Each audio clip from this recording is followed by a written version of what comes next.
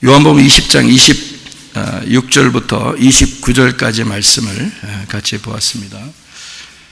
이 말은 여러분 그 도마에게, 의심 많은 도마에게 주님께서 손을 내밀어서 옆구리에 손을 놓고 또 이제 손가락도 펴주시고 만지라고 하시고 이런 얘기들이 우리가 잘 아는 그런 말씀이에요. 거기 보니까 26절 말씀을 보니까요, 여드레를 지나서 이렇게 돼 있어요. 여드레를 지나서 라는 말이 있는데, 여드레가 며칠이에요? 8일입니다. 그러니까 8일이 지나서 라는 말, 우리는 8일이 지났다 이렇게 보잖아요. 근데 8일이 지난 게 아니고 8일 안에 이 말입니다. 그러니까 8일이 지난 게 아니고 8일 만에, 8일이 안에 그 말이에요. 그 8일 가운데에, 8일 중간에 그 말이에요. 8일이 지나서가 아니고 8일 중간에, 8일 사이에, 8일 가운데에 그 말이에요. 그러니까 8일째란 얘기죠. 예수님이 부활하신 것이 언제죠? 안식 후 첫날, 그러니까 며칠째예요? 8일째란 말이에요. 그러니까 8일 안에 부활하셨단 말이에요. 8일 안에, 8일 가운데에, 8일 중간에, 8일 사이에 부활하셨다는 얘기고요. 주님이 다시 도마한테 나타날 때도 며칠 만에? 7일이 지나고 8일째, 8일 사이에, 8일 중간에, 8일 가운데에 나타나셨다 그 말입니다. 참 이상하죠? 예수님이 그 사이에 다른 일을 할 필요가 있나? 얼만큼? 이상하잖아요, 그죠? 제자들한테 나타났어요. 근데 제자들이 제자들이 다 주님을 만났는데 도마만 못 만났거든요. 그런 다음에 이제 7일 동안 안 보이시다가 갑자기 8일 만에 오신 거예요. 그러니까 이렇게 된 거죠. 예수님의 부활이 안식 후 첫날 8일째 부활하시고, 그리고 제자들한테 나타났어요. 그리고 다시 또 8일이 지난 거예요. 그리고 도마한테 나타난 거예요. 무슨 말인지 아시겠죠? 그 후에 이제 또 베드로한테도 나타나죠. 그게 요한복음 21장에 나타나는 그런 얘기입니다. 베드로한테 또 예수님이 나타나서 거기서 베드로의 이제 헌신을 받는 거죠.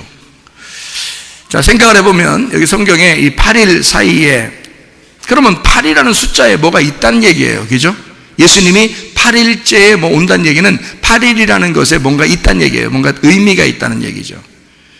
성경을 여러분 다 창세기부터 요한계시록까지 찾으면 8이라는 숫자를 여러분이 찾아내면요, 8이라는 숫자는 다 좋은 것만 나옵니다.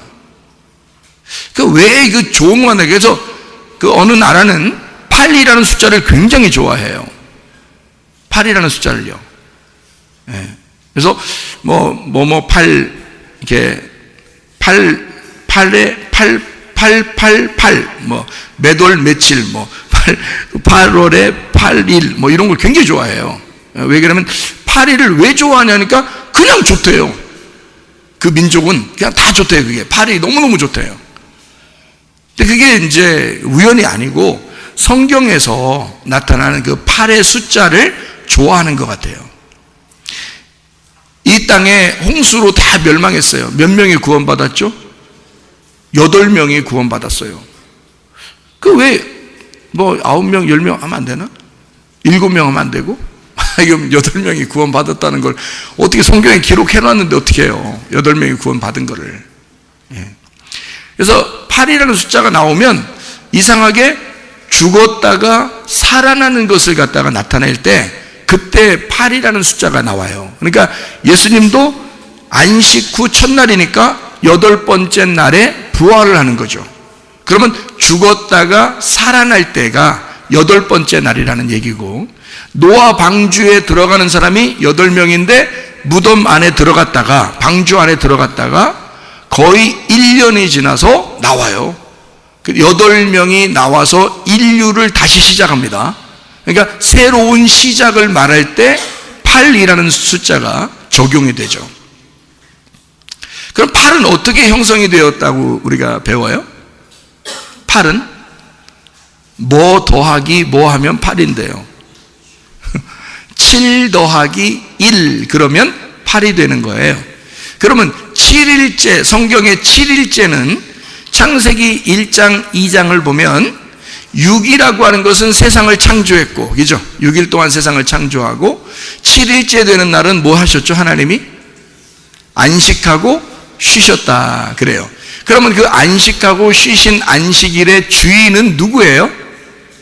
예수님이다. 그래서 안식일날 주인은 예수님이라고 나와 있죠. 그죠? 누가복음 6장 5절에 나와 있는 얘기입니다. 안식일날 주인은 예수님이에요. 그러면 안식일의 주인이 예수님이니까 예수님은 숫자로 말하면 무슨 숫자예요?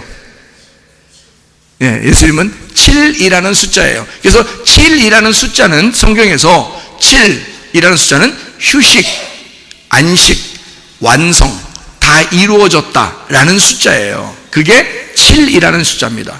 그래서 7안식, 그래서 안식이라는 숫자도 휴식이라는 그 단어도 안식이라는 단어도 휴식이에요. 휴식한다, 일이 끝났다, 완성이 되었다 그런 말이거든요. 이게 7이라는 숫자하고 안식이라는 숫자가 같아요. 이게 의미가 같아요. 의미가 참 이상하죠. 그래서 예수님이 이 땅에 오셔가지고 사마리아 여자를 만나거나 소경을 만나거나 또 베데스다 연못가에 이제 38년 된 병자를 만나거나 이렇게 만나면 고통스러워하는 사람들을 예수님 만나면 다 해결해 줍니다. 왜 그렇게 해결해 주죠? 안식이니까. 자기가 안식이니까 너희들은 쉬어야 된다는 거예요. 안식일은 어떤 날이냐면 하나님이 일하시는 날이에요. 하나님이 일하시는 날. 그러면 우리는 뭐 하는 날이에요? 우리는 쉬는 날이란 말이에요. 우리는 쉬는 날, 하나님은 일하시는 날. 그럼 보세요. 예수님이 자기가 안식일이니까 자꾸 일을 하시죠. 그러니까 병자들 다 고치는 거예요. 예수님이. 그리고 우리는 이제 쉬는 거죠. 예수님은 우리에게 안식을 주시고 안식일이니까. 자, 그러면 보세요. 예수님이 안식일이니까 숫자로 말하면 7이네요. 7. 하늘은 3이고 이 땅은 4고 하늘에서 이 땅에 내려오면 7이 되네요. 그리고 예수님이 와가지고 십자가 못 박혀 돌아가셔서 완성을 하게 되면 12, 12제자가 되네요. 그리고 12지파, 12제자 하늘나라에 그래서 12보석, 12제자, 12사도, 또 12지파 뭐 이런 이름들이 해서 12 곱하기 12는 144네요. 144에 곱하기 1000이면 14만 4천 명이네요. 그러니까 이게 숫자가 성경은 어떻게 정해져 있는 어떤 숫자가 있겠죠. 정해진 숫자. 이런 거를 볼 때 7이라는 숫자는 안식, 휴식을 나타내는 숫자고 거기다가 하나를 더하면 8이 되는 거예요. 그러면 노아라는 이름이 뭘까요? 노아흐라는 이름은 안식이라는 이름이거든요. 안식, 휴식이라는 이름이에요. 일이 끝마쳐졌다 하는 그런 이름이거든요. 그럼 보세요. 자, 7도 그렇다고 했죠. 그 다음에 안식일도 그렇다고 그랬죠. 노아도 그렇다고 그랬죠. 그러니까 노아 이름도 같고요. 그 다음에 안식이라는 이름도 같고요. 7이라는 이름도 같아요. 그러면 노아는 틀림없이 숫자로 말하면 뭘까요? 7이죠. 그러면 자기 지금 아들들하고 며느리하고 또 그 아내하고 합해서 몇 명이에요? 7이잖아요. 7. 자기는 7이니까 또 7이 있잖아요. 그러니까 이 7이 하나 있는데 여기 아들하고 며느리하고 그 아내하고 합해서 다 7이거든요. 그런데 이 7이라고 하는 것은 뭐냐면 노아에게 속한 사람들이란 말이죠. 노아에게 속한 7이니까 이것을 반복해서 쓸 수 없어서 이걸 하나라고 볼 수 있는 거죠. 여러분, 여기 교회에 지금 많이 앉아 있어요. 이 많이 앉아 있는 사람들이 교회라 그래. 이거를 예수님이 우리를 교회라 그래. 그러면 이거를 여러 사람이라 그래, 하나의 신부라 그래. 하나의 신부라 그래. 그러니까 노아하고 그 여러 식구들을 하나의 신부라 그러는 거예요. 그래서 그걸 하나라 그러는 거야. 노아를 7이라 그러고 모든 사람을 하나라 그래. 그래서 이걸 합해서 8식구가 나온 거예요. 무슨 말인지 알겠죠? 다 합하면 8식구예요. 우리 교회하고 예수님이라는 칠하고 섞여지면 어떻게 될까요? 우리는 새로운 천국이 되는 거예요. 그게 여덟이라고 된다고요. 새로운 천국을 만났다. 그게 땅의 천국, 하늘의 천국이에요. 땅에서 그리스도의 신부인 교회가 되면 그러면 천국을 이루어요. 이렇게 천국을 이룬 사람이 하늘나라에 올라갈 때 하늘의 교회, 하늘의 신부, 하늘의 천국이 되는 거예요. 그래서 밑에 있는 교회가 위에 있는 교회가 되는 거예요. 그게 천국의 신부란 말입니다. 그러면 신랑은 예수님이고 여전히 신부는 교회가 되는 거죠. 그래서 교회하고 신랑하고 만나면 여덟이 되는 거예요. 그게 부활의 날이라고요. 새로운 시작의 날. 그래서 여덟 번째 날에는 부활을 하는 거예요. 그래서 여덟을 부활의 숫자다 이렇게 표현하기도 합니다. 7은 안식의 숫자다 이렇게 표현하고요. 이 땅에서 십자가 못 박혀 돌아가시기 위해서 오신 분을 7이라고 그래요. 그리고 그분이 죽으실 때까지 7이에요. 7로서 죽는 거예요. 그러니까 죽는 것이 뭐야? 안식이라는 거죠. 그래서 하나님이 이 땅에 와서 자기가 죽을 테니까 너희들은 죽지 마라 하는 게 안식이에요. 자기가 수고할 테니까 너희들은 쉬어라 하는 게 안식이라고요. 그게 7이란 말이에요. 예수님이 죽으셔서 무덤에 갈 테니까 너희들은 살아나야 된다라고 하는 게 안식이에요. 그리고요, 그 주님이 부활하시면 여덟이 되는 겁니다. 그렇죠? 여덟은 근데 혼자 부활하는 게 아니에요. 여덟은 원래 예수님은 뭐라고 했어요? 7이라고 그랬잖아요. 그래서 럭키 세븐이라고 그러잖아. 럭키 세븐. 그러니까 7이야. 그게 예수님이야. 그런데 8이 될 때는 혼자 부활하는 게 아니에요. 누구랑 같이 부활해요? 나하고 같이 부활하는 거예요. 신부하고 같이 부활하는 거예요. 예수님 부활할 때 교회가 생기는 거예요. 교회는 그 전까지는 없는 거야. 있죠. 광야 교회라고 있었죠. 그거는 표징으로, 그림자로 보여주는 거고, 진짜 교회는 예수님 안에서 예수님이 죽으실 때 태어나는 거예요. 그게 진짜 교회가 되는 거거든요. 그래서 예수님 죽으시면서 교회가 태어나 그게 부활해서 나타나는 거거든요. 그래서 성령이 오셔야 교회가 나타나는 거예요. 원래 하나님의 백성들이 모여 있어요. 그걸 교회라 그럽니다. 근데 예수님이 죽으시고 부활해야지만이 그 교회가 나타나는 거예요. 그러니까 여러분 생각해 봐요. 8이 돼야 부활하신 그리스도 안에서 교회가 나타난다는 얘기입니다. 그러니까 교회가 같이 부활하는 거죠. 8째 날에. 예수님 혼자 부활하는 게 아니에요. 그러니까 예수님 혼자 죽었다 부활한 이유가 아니라 죽으실 때는 혼자 죽으셔요. 그런데 부활할 때는 같이 부활한다. 그래서 8째 날에 부활하는 거. 안식 후 첫날. 안식일 날도 죽어서 무덤에 있었어요. 이해가 됩니까? 안식일 날도 예수님이 죽어서 무덤에 있어요. 우리 보고 너는 죽지 말아라. 내가 죽을 테니까 너 죽지 말아라. 내가 지옥을 경험할 테니 너는 지옥을 쳐다보지도 않게 해주겠다. 그런 말이거든요. 그리고 난 다음에 8째 날 너와 내가 함께 부활할 것이다. 여러분 자녀가 있으면 자녀가 아플 때, 자녀가 아프면 여러분 어때요? 부모가 마음이 안타깝죠? 자녀가 아프면 너는 너고 나는 나니까 너 아픈 거하고 나하고는 아무 상관없어. 아파야 크는 거야. 응? 뭐 그래요? 아니면 아기가 아프면은 그 말도 못하는 아기가 아픈다고 해봐요. 그럼 여러분 어때요? 저는 그런 거 경험해 봤는데 말도 못하는 아기가 아프잖아요. 그러면 어떤 마음이 들어와요? 내가 아팠으면 좋겠다. 그런 마음이 들어오죠. 내가 아팠으면 좋겠다. 왜요? 너는 나고 나는 너니까. 이 아이는 그걸 못 느끼지만 부모는 그걸 느낀단 말이에요. 네가 나고 내가 너야. 너는 내 안에서 태어난 또 하나의 나니까. 네가 아픈 게 너무 안타까워. 그래서 내가 대신 아팠으면 좋겠다. 그래서 저는요 기도를 그렇게 했습니다. 아이가 아플 때 하나님 앞에, 하나님 제가 대신 아팠으면 좋겠습니다.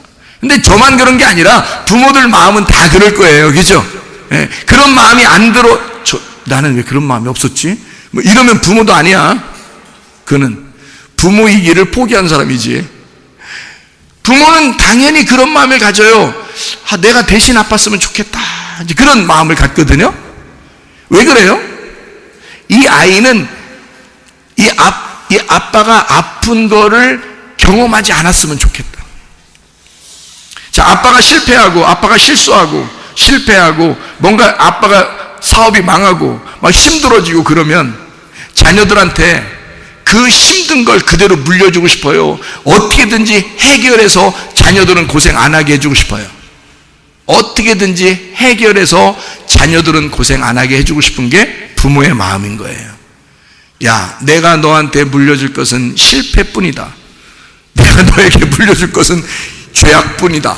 내가 너에게 물려줄 것은 집안 폭삭 망한 것뿐이다. 이러면 좀 이상하잖아요, 부모가. 그러니까 부모는 자기는 망했어도, 자기는 힘들고 고통스럽고 실수하고 실패하고 죄악 가운데 있어도 자녀만큼은 그렇게 살지 않았으면 좋겠다 하는 게 부모의 마음이잖아요. 맞죠? 그러니까 하나님 앞에 기도하는 거죠. 우리 자녀는 그렇지 않게 해주십시오. 행복하게 해주십시오. 우리 자녀는 건강하게 해주십시오. 우리 자녀는 평안하게 해주십시오. 우리 자녀는 늘 안전하게 해주십시오. 그렇게 기도하잖아요, 우리가. 그죠? 부모들의 마음은 그렇단 말이에요.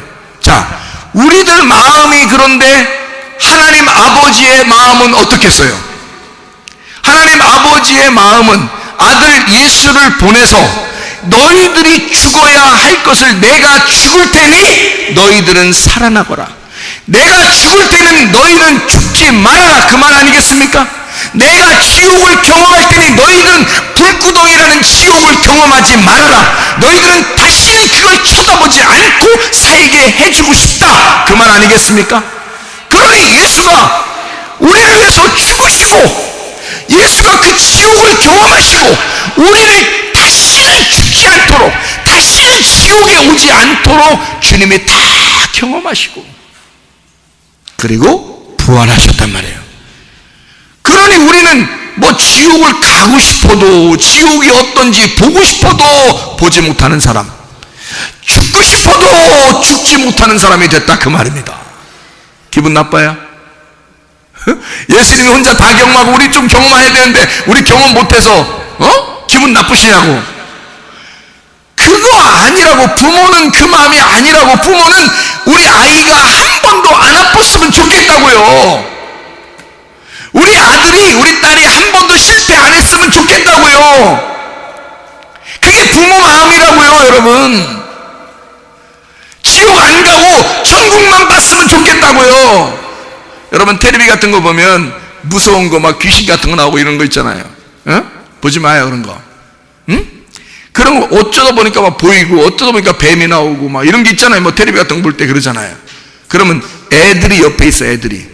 그러면 애들이 그 뱀 보면서 딱 이게, 자, 우리가 보고 있는데 뱀이 나왔어. 그러면 애들한테 눈 똑바로 떠! 저거 잘 봐. 이래요? 막 애들 눈 가려주려고 그러고 자기도 눈 감고 막 이러죠?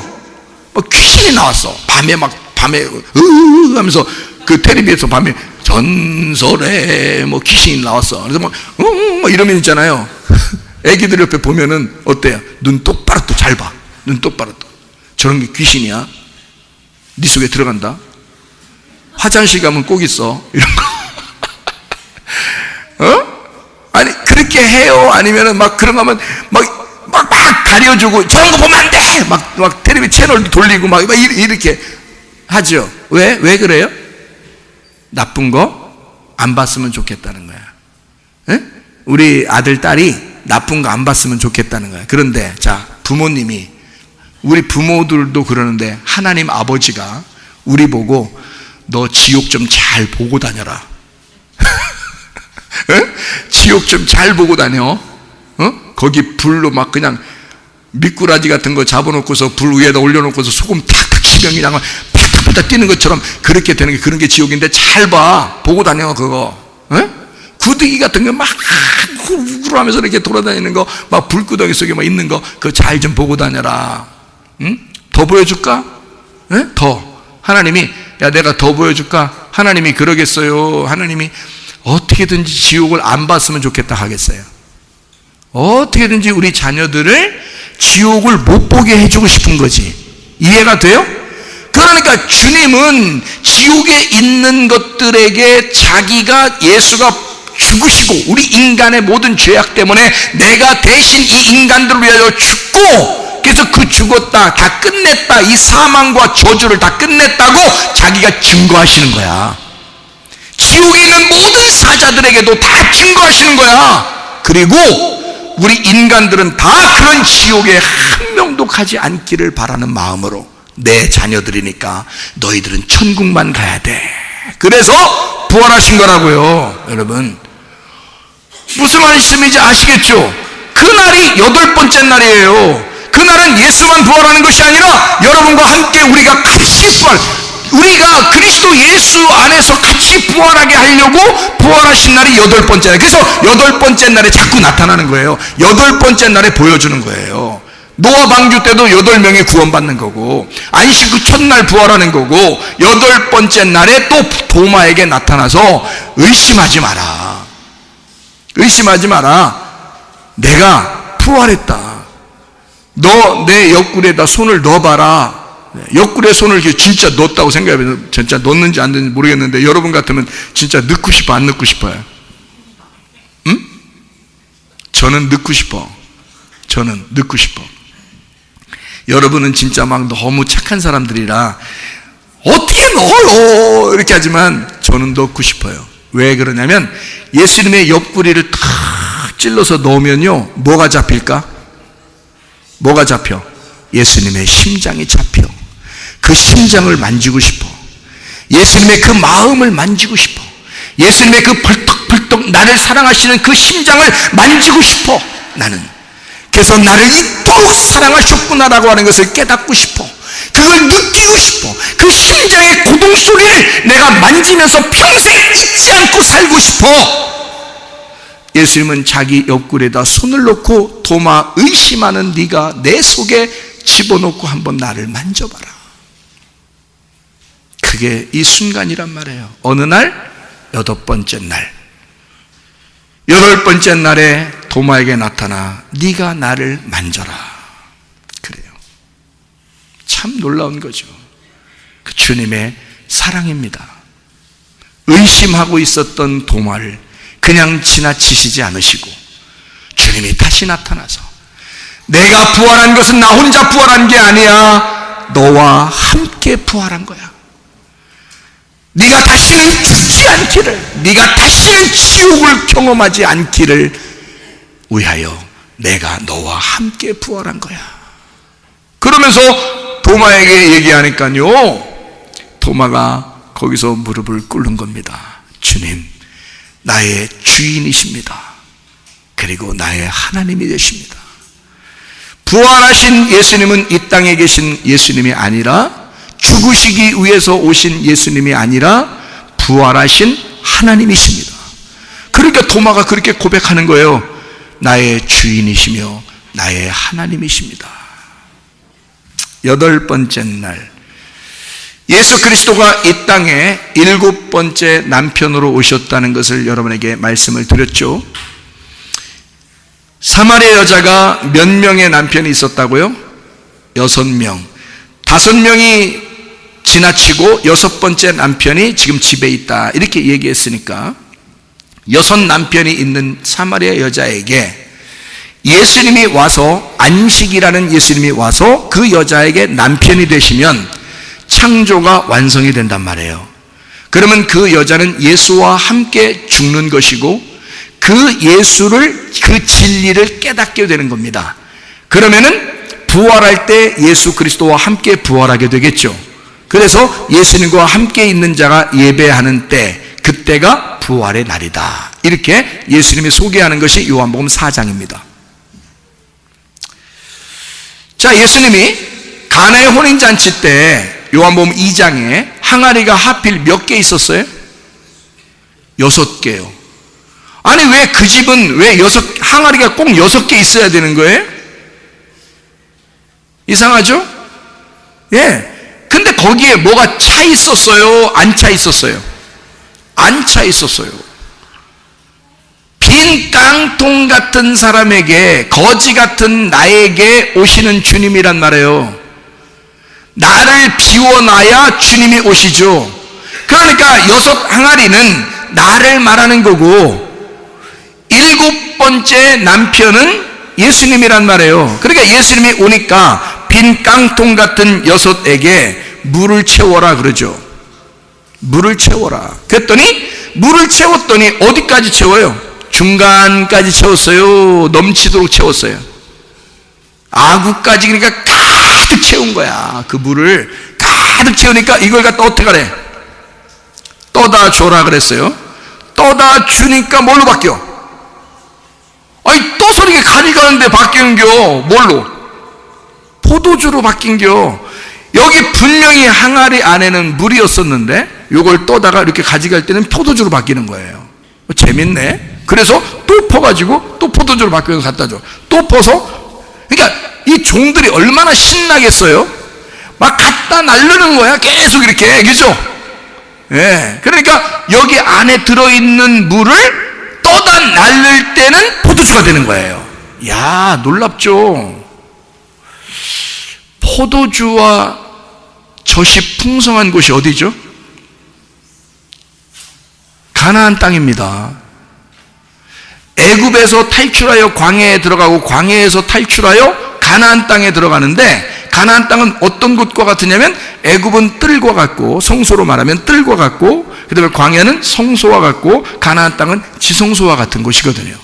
그러면 지성소에 있는 주님이 지성소의 말씀을 가지고 갈 때는 지성소의 말씀은 뭐가 이 땅에서 건져내서 딱 지성소로 가지고 가니까 물이 어떻게 됐다고요? 포도주로 바뀌었다고요.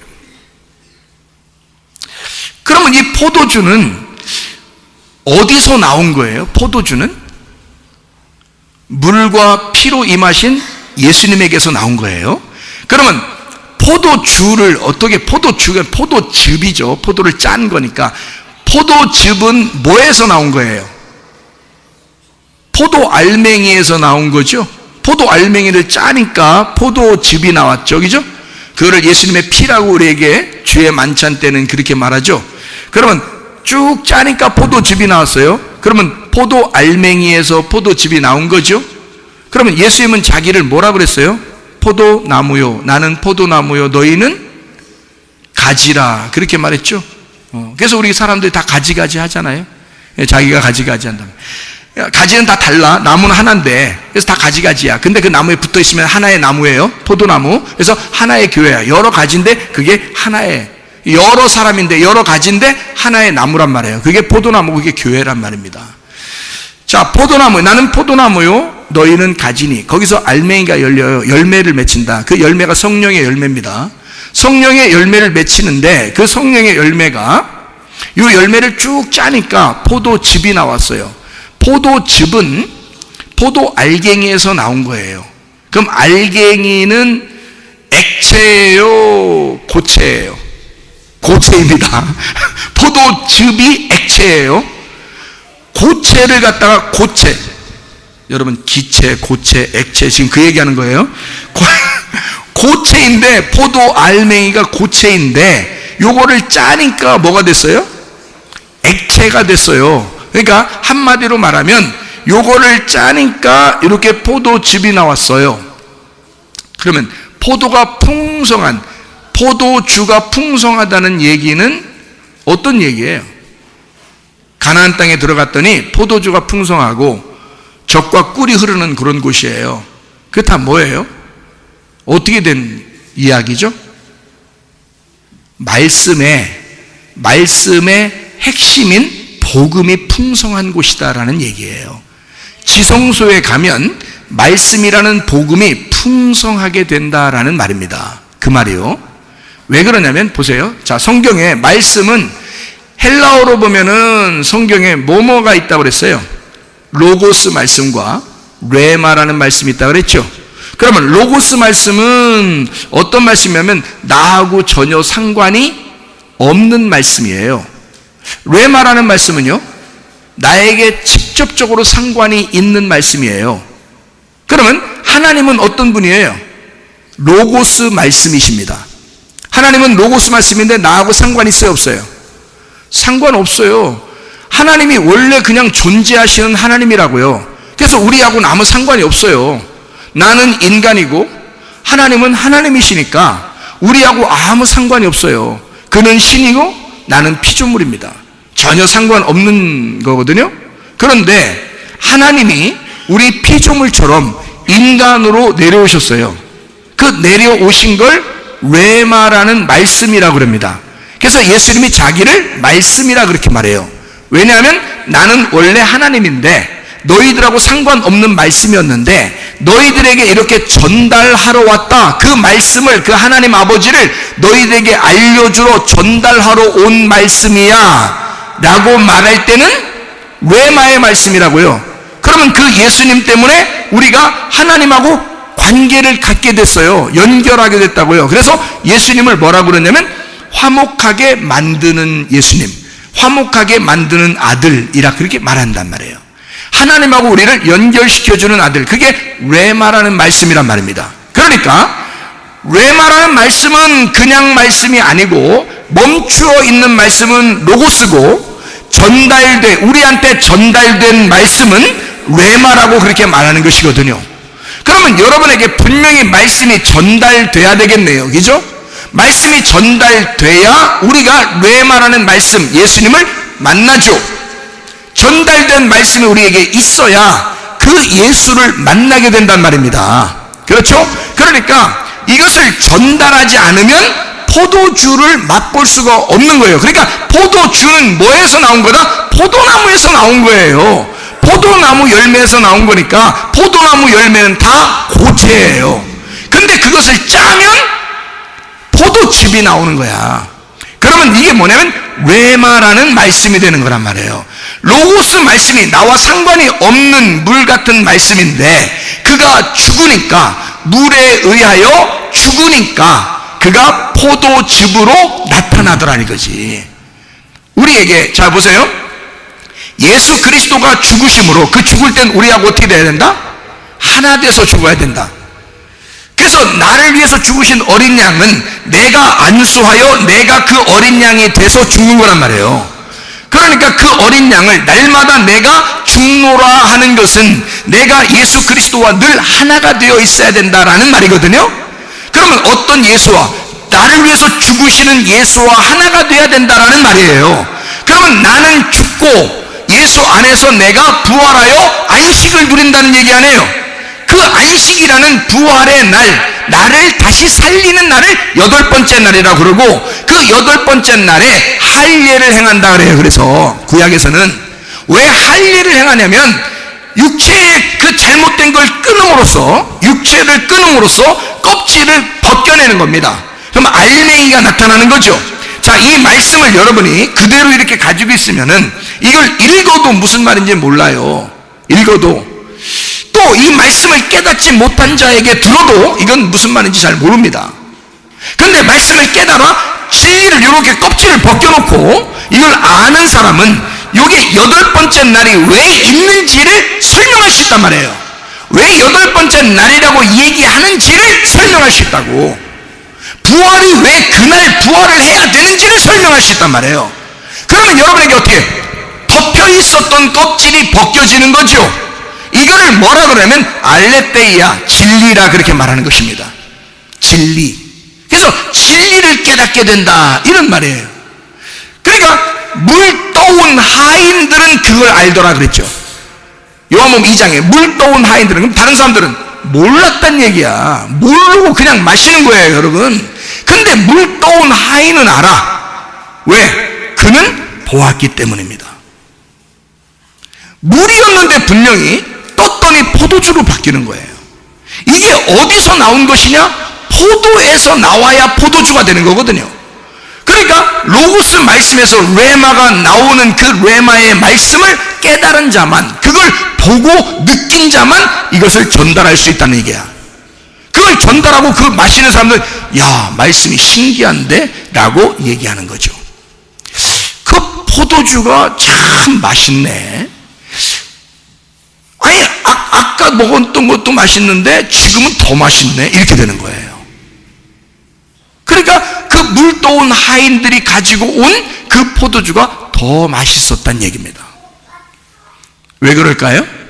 그 진리를 벗겨내, 진리라고 하는 것을 벗겨내서, 껍질을 벗겨내서 알게 된 그 말씀을 전달하기 때문에 그렇습니다. 그러니까 그냥 8번째 만난 게 아니죠. 그냥 8번째 부활하는 게 아니죠. 예수님은 8번째 날에 부활할 수밖에 없고 8번째 날에 도마를 만날 수밖에 없었던 것이다. 그러면 여러분에게도 여러분의 인생에 8번째 날이 찾아오셔야 되는 거예요. 7번째 되시는 예수님이 8번째 날에 여러분에 찾아오시게 되면 그날 여러분은 부활하신다 그 말이에요. 그날 여러분은 여러분 속에 모든 생기가 돌 것이고 소생하게 될 것이고 살아나게 될 것이다 그 말입니다. 죽어가던 나의 몸이 살아날 것이고 문제가 있었던 가정이 해결받게 될 것이고 말이에요. 하나님의 말씀에 깨달아지지 않던 것이 그 8번째 날 주님을 만나 그 부활하신 그 주님을 만나는 그날 여러분은 그 진리를 깨닫게 될 것이다 그 말이죠. 그런 날이 여러분에게 찾아오셔야 된다. 그게 8번째 날이다. 그 주님이 찾아오신다. 자, 여러분, 그 8번째 날 주님을 만나게 될 때 껍질이 벗겨지는 할례의 날이에요. 육체적으로 껍질을 벗겨서 할례하는 그런 것을 뭘 알려주려고 했던 거, 내용이라는 마음의 할례를 말하려고 했던 겁니다. 마음이 벗겨져 너희가 마음으로 죽기를 바라는 거예요. 우리 속에 빈 깡통이 되기를 원하는 거예요. 거기에 하나님은 우리에게 말씀을 주기를 원하고 그 말씀이 진짜 포도즙인 것을 깨닫게 하는 거예요. 이 마음을 비워놔야 돼. 그래서 부자는 천국까지 못해요. 마음이 부유한 자는, 자기 잡동사니 쓰레기로 자기 속에 가득 채워놓은 사람은 하나님 말씀이 들어가질 않아. 근데 자기 마음이 비워진 사람은 하나님 말씀이 들어오기 시작하는 거예요. 여러분, 그게 자기를 살리는 것입니다. 예수, 7번째 예수가 만나면 그 예수가 내게 찾아오기만 하면 8이라는 부활이 생겨난단 말이에요. 8이라는 소생하는 것이 생겨난단 말이에요. 이 속에서. 그러니 전혀 색다른 예수가 전달하는 말씀이 우리의 속에 들어와 살기 시작하는 거죠. 그게 8번째 날이라는 말씀입니다. 자, 여러분, 도마에게 뭐라고 그러냐면 예수님이 너는 자꾸 보고 믿으려고 그러느냐? 라고 말하죠. 보지 못하고 믿는 자들이 복되도다. 그러면 여기 보고 믿는다는 게 뭘까요? 믿음이라고 하는 건요, 피스티스입니다. 내가 믿는다라고 하는 것은 피스티오라는 단어입니다. 이 피스티스라는 말하고 피스티오라는 말은 같이 나오는 건데요. 피스티스, 피스티오, 이게요. 피스티스라는 믿음, 예수 그리스도를 내가 피스티오, 믿는다. 예수를 믿으면 너 멸망하지 않고 영생함을 받을 것이다 라고 할 때 내가 믿는 겁니다. 근데 하나님이 우리에게 이 땅에 내려오셨기 때문에 그게 믿어지는 거죠. 이게요. 근데 여러분이 어떻게 하면 믿어지냐? 보면은 믿어지는 사람이 있어요. 보면은. 근데 못 보고 믿는 사람도 있어요. 보면 믿는 사람도 있지만 못 보고 믿는 사람도 있단 말이에요. 아니, 안 보고도 믿는 사람이 있다. 지금 여기서는 너는 나를 본고로 믿느냐 이랬죠. 너는 나를 본고로 믿느냐 그래요. 그러면 안 보고 믿는 사람은요, 여기 앉아있는 사람들 중에서 목사님 저는 못 봤어요. 그러면 안 보고 믿는 거니까 더 복된 거네요. 근데 안 보고도 또 안 믿는 사람도 있어. 안 보고도 안 믿는 사람. 안 보았으면 여기 더 복된 사람들라면 안 보고 믿어야 될 거 아니에요. 근데 안 보고 안 믿겨져.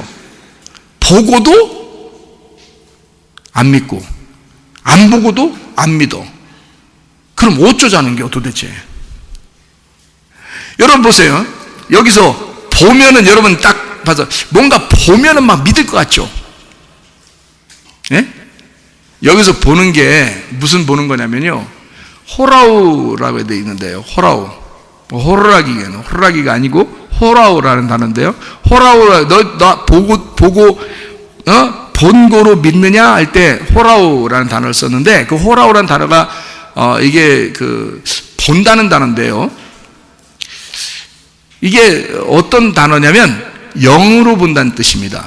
이 말이요. 너는 나를 영적으로 보았기 때문에 믿느냐 이 말이거든요. 이게 여러분 잘 봐요. 환상 알죠? 우리 권사님 환상 봤다 했잖아요. 이제 환상 봤죠. 음성도 듣고 막 그랬잖아요. 환상 보고 음성도 듣고 천국도 보고 지옥도 본 사람들이 있습니다. 그죠? 예수님도 만난 사람이 있고 천사도 본 사람이 있습니다. 그거 다 제가 경험했거든요. 근데 제가 그거 경험할 때는, 그때 경험할 땐 대단하게 보이더라고요. 대단하게 보여요. 근데 지금 보니까 있잖아요.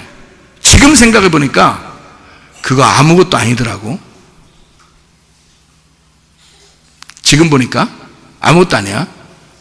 나는 그때 그거 볼 때 대단한 줄 알았어요. 천국도 봤죠. 지옥도 봤죠. 천사들도 만났죠. 예수님도 봤죠. 하나님 음성도 들었죠. 대단했습니다. 그런데 지금 생각해 보니까 그게 아무것도 아니더라. 그거 보았으면 믿느냐 이렇게 말하는 거거든요. 여기서. 자, 여기서 옆에 지금 여기 앉아있는 그 집사님, 권사님들만큼 앉아서 이렇게 내가 지금 여러분이 나를 목사님을 보듯이 이렇게 나를 이렇게 보였기 때문에 우리 목사님이구나, 우리 예수님이구나 이렇게 본 게 아니고, 여기 본다는 얘기는 호라우의 눈으로 네가 보았느냐, 그걸 보니까 그 믿느냐라는 말은 너 환상 같은 거 보고 영적으로 이렇게 눈이 떠서 이렇게 보는 거, 그런 봤기 때문에 너 나 믿느냐 이런 뜻이에요. 이 말이. 그거 경험할 수 있습니다. 간절하게 기도하는 사람 중에서 막 금식도 막 하고 철야도 하고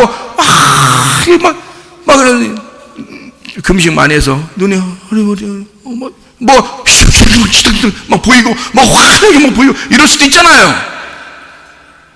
아니면 기도를 간절하게 하는데 뭐 음성이 확 들릴 수도 있고 막 이러잖아요. 우리 권사님 막 밖에서 웅웅 하는 소리가 들려서 창문 열어가지고 누가 그러나 막 봤다잖아요. 그냥 있는데, 앉아있는데 그냥 그렇게 보이는 거란 말이에요. 들리고 막 이렇게 그럴 수 있습니다. 저도 깜짝 놀랐다니까 진짜. 그럼 소리 들을 때. 그럼 여러분이 볼 때 이거 목사님 대단하다, 저 경험도 하시고. 여러분 여기 지금 정신 차리라고 나오잖아. 그거 보고 믿느냐? 그게 복 받았다고 말하는 거냐? 보지 못하고 믿어지면 그게 진짜 복인 거야. 뭘로 믿은 거야? 마음으로 믿는 거야. 마음으로. 그런 보이지 않는 것들을 너희가 영적으로 봐가지고 뭔가 경험을 했기 때문에 네가 믿는다는 거냐? 아니야. 믿음은 네 마음에 있는 거야. 보이지 않는 거야. 안 보이고 이상하게 말씀을 들을 때, 설교를 들을 때 이상하게만 믿어지는 거예요. 누가 그렇게 하신 거야? 하나님의 성령이 하시고 있단 말이에요. 어떻게 믿어져요? 보지도 못했는데 이상하게 안 봤는데도 믿어져. 저 말이 막 사실 같아. 이상하게 그게 마음속에 들어와서 자꾸 나를 찌르고 믿어지게 하고 이상하게 그릇대로 될 것 같아. 그게 진짜 믿음이라는 거예요. 보이지 않는데 말씀이 전달돼서 전달되는 말씀이 오는데 그게 뜰 때까지는 아직도 물인데 떠서 주니까 포도주가 되는 거예요. 우리가 경험하는 것은 여전히 보이지 않는 건데, 내가 두 번째 주님을 만나게 되니까 베드로처럼요. 베드로도 요한복음 21장에 베드로가 다시 만나는 주님을 만났잖아요. 제가 다시 주님을 만날 때는 보이지 않는 그 말씀을 만난 거예요. 하나도 뭐 보이거나 들리거나 뭐 이러지 않았어요. 오히려 그 전에 막 보이고 들리고 막 굉장했습니다. 그런데 다시 주님을 만날 때는 진짜 조용하게 만났어요. 진짜 그냥 말씀으로 마음에 확 믿어지는 거예요. 말씀으로 그냥 마음에 확 오는 거예요. 이거 내가 못 만듭니다. 내가 그렇게 만들고 싶어 그날 내가 기도할 때, 난 아침마다 이제 기도하러 교회로 오는데, 그날은 이상하게 막 미루는 것 같아. 자꾸 기도 안 하면, 오늘 기도 가서 오늘 완전히 끝장내지 않으면 안 될 것 같더라고. 그날은 이상하게 끝장을 내고 싶더라고. 그냥 나를 끝장내고 싶더라고. 그날 이상하게 그런 마음이 갑자기 막 들어와. 누가 주신 거예요? 그런 마음을? 성령님이 주신 거예요. 그게 그냥 끝장을 내고 싶어. 그날 그런 마음을 막 주시더니 와서 기도를 하니까 세미하게 내 마음에서 뭔가 느낌이 와. 세미하게 내 마음에서 주님이 말씀하시는 것 같아.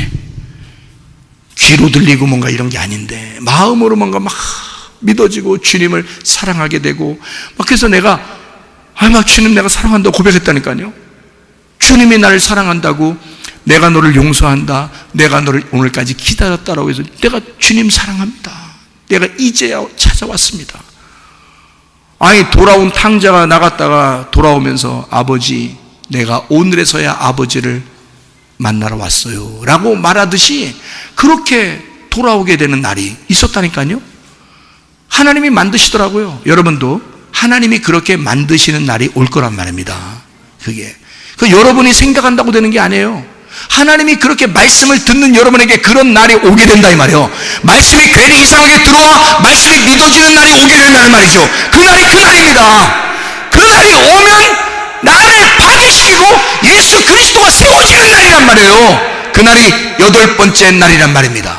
나를 죽이고 나를 부활시키시는 날, 8번째 날, 그날이 우리에게 온다는 거예요. 내가 만들어내는 날이 아니라 주님이 나를 만들어내는 날, 그날이 여러분에게 찾아오시는 거예요.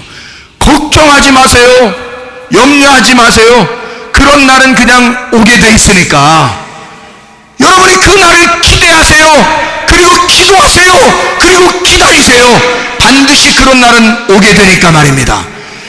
아니, 이게 오게 돼 있어요. 근데 여러분이 거부하면, 만약에 하나님이 나를 그날 기도하게 하는데 내가 그날 기도를 안 했다든가, 내가 일부러 그걸 거부하면 몰라도 그날을 내가 바람에 이끌리듯이, 물이 흘러가듯이 나는 그 바람에, 그 물에 나를 맡겼어요. 그래서 그냥 흘러왔어요, 교회로. 그리고 흘러와서 교회에서 내가 기도하는데 하나님이 그렇게 마음에 말씀하시는 거예요. 그래서 그날 펑펑 울었습니다. 내가 얼마나 울었나 몰라요. 내가 오늘에서야 주님을 찾아요, 내가 오늘에서야 주님을 사랑한다고 고백해요 하면서 그날 얼마나 울었나 몰라요. 주님은 마치 아버지가 기다리듯이, 탕자를 기다리시듯이 그렇게 기다리시는 아버지였던 것을 내가 깨달았어요. 그래서 제가 만약에 호 하나를 붙인다면 탕자 최사무엘, 5글자로 호를 붙인다면 돌아온 탕자 최사무엘, 이렇게 하고 싶다란 말이에요. 제가 그런 마음이 들더라고. 진짜 돌아온 탕자로 주님을 만나는 게 무엇인지를 깨달았어요. 여러분, 말씀으로 주님 만나고 계시느냐 이 말이에요. 말씀으로 그 말씀하시는 그 하나님을 만나시고 계시느냐 그 말이에요. 여러분, 그게 믿어지느냐 그 말이에요. 그 말씀이 여러분 속에 들어와 믿어지느냐 그 말이에요. 하나님이 믿게 해줘야 믿어진다니까요. 그게 하나님의 역사예요. 여러분의 역사가 아니에요. 하나님이 전적으로 역사하시는 거예요. 그 말씀이 여러분에게 들어와 그게 믿어지는가. 자, 고린도 후서 12장에 보면요, 바울이 이런 말을 해요. 내가 말할까 말까, 말할까 말까. 바울이 그래요. 그래도 내가 말 한번 해볼게. 근데 자기라는 이름은 쏙 빼고 어떤 사람이 있었는데 하나님을 만났어. 3층 천에 올라가 하나님을 만났어. 가히 기이한 상상하기 힘들 만한 것을 들었어. 내가 말할까 말까, 할까 말까. 그러면서 바울이 그 얘기를 끄집어내는데, 바울이라고도 얘기 안 하고 어떤 사람이 그렇게 했어. 주님 만났다는 얘기예요. 자, 그럼 만약에 그런 식의 구원이 여러분에게 임한다면 바울이 그렇게 보고 들었던 그런 것처럼 그렇게 와야, 여러분에게도 그것이 와야 구원받는 거라면 바울은 그걸 강조했을 겁니다. 이해가 돼요? 그런데 바울은 그 말을 할까 말까 할까 말까, 이것 때문에 너희가 이상하게 생각할까봐, 이것이 오히려 더 중요하게 생각할까봐 나는 너희에게 말 안 하려고 했는데 내가 그냥 말할게. 그것도 바울이라고 안 하고 어떤 사람이 그런 경험이 있었대 라고 고린도 후서 한 번 그렇게 딱 나옵니다. 이해가 돼요? 하도 사람들이 난잡하게 사니까 나는 그 하나님을 만났어, 나는 그 말씀을 만났어, 그 말씀의 뜻을 깨달았어, 이거를 자기가 보고 들은 걸 어떤 사람이 있다고 얘기한 거예요. 만약에 그게 구원이라면 여러분에게도 그런 얘기를 하지 않았겠어요? 구원받으려면 이렇게 돼야 돼 라고 말하지 않았겠느냐 그 말이에요. 근데 그거는 중요한 게 아니란 말이에요. 바울은 호라우의 눈으로 본 거예요. 영의 눈으로 그걸 본 거예요. 영의 귀로 그걸 들은 겁니다. 그런데 그걸 강조하지 않았어요. 자, 사도행전 10장에는 고넬료가 나옵니다. 천사를 만났어요. 천사가 고넬료 만나서 오늘 네가 나를 만나, 하나님께서 나를 너에게 보냈다. 네가 얼마나 신실하면 나를 너에게 보냈겠느냐. 오늘 너에게 구원이 임하리라. 이렇게 했어요, 안 했어요? 안 합니다. 내가 너에게 왔다고 해서 너 구원받는 거 아니야. 베드로를 모셔와라. 저 멀리 있는데 그가 너한테 와서 구원을 줘야 돼. 말씀을 줘야 돼. 그래야 네가 구원을 받아. 그러니까 베드로를 불러와 그랬어요. 여러분, 여기 서 있는 최사무엘 목사가 여러분 상당히 그 별거 아닌 것처럼 느껴져도 하나님이 여러분에게 베드로를 불러와 했을 때, 최사무엘 목사를 불러와서 베드로처럼 말씀을 증거할 때에, 사도행전 10장에 말씀이, 베드로가 와서 말씀을 증거할 때 그 말씀이 그들을 습격하여 말씀이 그들의 마음속에 들어가기 시작했어요. 하나님의 성령이 역사하기 시작했단 말이에요. 하나님의 말씀이. 만약에 천사를 본 것이 구원이라면 그날 그냥 구원이 임했어야죠. 그런데 하나님은 천사를 통해서 내가 너를 구원하는 자가 아니고 베드로를 불러와서 말씀을 들어야 돼. 그래야 구원을 받아. 여러분, 뭐가 구원이라는 것을 말해주고 싶었던 거예요? 영적인 호라우의 눈이 아니라, 영적인 눈이나 영안의 귀가 열려서가 아니고 성령이 교회들에게 하시는 말씀이라는 게 있단 말이야. 그 말씀이 너희에게 와서 그 성령이 너를 구원해야 너가 구원받는 거야. 레마라는 말씀이 네 속에 들어와야 해. 이상하게 어느 날 계속 믿어지지 않다가 어느 날 갑자기 믿어져. 어느 날 갑자기 그 말씀이 자기의 가슴을 습격해 들어와. 눈으로 보인 것도 아니고 귀로 들린 것도 아닌데, 영적인 눈이 막 열려 천국과 지옥을 막 본 것도 아닌데 이상하게 말씀이 막 믿어져. 그런 사람이 더 복되도다. 그 믿는 자가 더 복되도다. 그렇게 말씀이 믿어지고 있느냐 그 말입니다. 여러분에게 그 말씀이 믿어지고 있느냐. 여러분, 그래도 나는 보기를 원해요, 나는 듣기를 원해요, 나는 무슨 표적을 원해요, 나는 경험하기를 원해요, 그겁니까? 그건 어린아이의 수준이라는 거예요. 그런 육체적인 삶을, 육체적인 원함을 바라는 게 아니라, 그건 너의 소원이고 하나님의 소원은 내가 너를 찾아갈 거야. 내가 너를 찾아가서, 말씀이 너를 찾아가서 그 말씀이 너에게 어느 날 감동을 줄 거야. 그리고 그 말씀이 네 가슴을 후벼 팔 거야. 그리고 네 가슴에게 들어가 하나님의 말씀이 깨달아질 거야. 그리고 그 앞에, 말씀 앞에 무릎을 꿇을 거야. 그런 날이 너에게 온다. 그게 8번째 날이다. 그래서 도마에게 8번째 날에 찾아온 겁니다. 그 날이 너의 부활의 날이 되어야 하니까. 나는 너를 위해서 부활했지만 네가 부활 안 하면 안 되지. 그러니까 내가 부활하는 그 부활에 네가 함께 동참해야지. 그날이 8번째 날이다. 그래서 그 부활에 동참한 도마가 예수님에게 고백합니다. 나의 주인이시며 나의 하나님이 되십니다. 의심 많은 우리들에게 주님을 보여주시길 원하시는, 그 말씀으로 우리에게 보여주길 원하시는, 진짜 성령의 말씀으로 보여주길 원하시는 그 주님이 지금 이 시간에도 여러분의 하나님이십니다. 다시는 지옥을 경험하지 말라고, 다시는 그 죽음을 경험하지 말라고 주님이 홀로 다 경험하시고, 나는 너의 아버지야, 나는 너의 하나님이야, 나는 네가 그런 나쁜 걸 보지 않았으면 좋겠어, 나는 네가 행복했으면 좋겠어, 네가 복 받았으면 좋겠어, 네가 기뻤으면 좋겠어, 네가 즐거웠으면 좋겠어, 네가 안전하고 건강했으면 좋겠어. 내 마음은 그거야. 그러니까 너는 보지 못하고 믿는 자가 되었으면 좋겠어. 그게 복 받은 거니까, 그게 행복한 거니까. 그렇게 내 자녀가 되었으면 좋겠어. 하나님의 사랑의 마음이란 말입니다. 여러분 마음 가운데 말씀이신 주님이 임하시기를 바랍니다.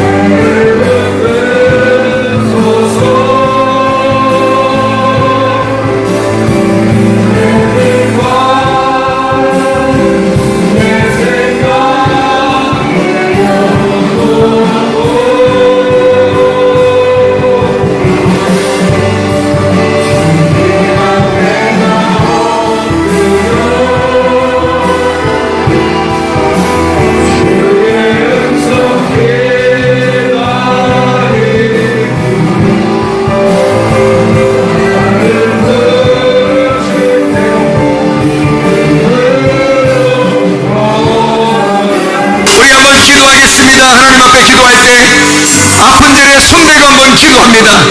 가정의 문제 있으면 가슴에 손대고 기도합니다. 하나님 앞에 주여 내 영혼의 마음이 눈 열리게 도와주십시오. 내 영적으로 마음이 열리게 도와주십시오. 주의 말씀을 경험하게 도와주십시오. 하나님, 주의 말씀이 내 속에 들어온 날이 오늘이 되게 해주십시오. 주여 역사해 주옵소서. 우리 한번 기도